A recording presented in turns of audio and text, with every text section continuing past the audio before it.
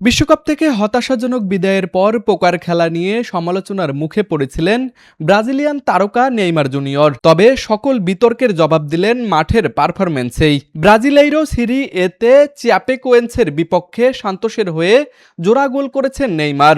রোববারের ম্যাচটি ২-২ গোলে ড্র হলেও দলের দুটি গোলই আসে তার পা থেকেই। ম্যাচের ৩৬তম মিনিটে দারুণ এক আক্রমণ থেকে প্রথম গোল করেন তিনি। পরে ৮৯ মিনিটে পেনাল্টি থেকে সমতায় ফেরান দলকে। পুরো ম্যাচে ৯০ মিনিট জুড়েই মাঠে ছিলেন নেইমার জুনিয়র। এর আগে ২০২৬ বিশ্বকাপে খুব বেশি খেলার সুযোগ পাননি তিনি। মাত্র দুটি ম্যাচে বদলি হিসেবে নেমে খেলেছেন প্রায় ৩৫ মিনিট। শেষ ষোলোতে নরওয়ের কাছে হেরে বিদায় নেয় ব্রাজিল। ওই ম্যাচের শেষ দিকে পেনাল্টি থেকে একটি মাত্র গোল করেছিলেন নেইমার।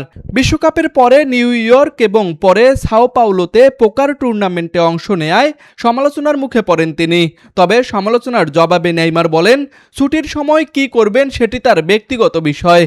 তিনি এখন পুরো মনোযোগ দিচ্ছেন অনুশীলন এবং মাঠের খেলায়। তুষার আচার্য, স্পোর্টস ডেস্ক, RCTV।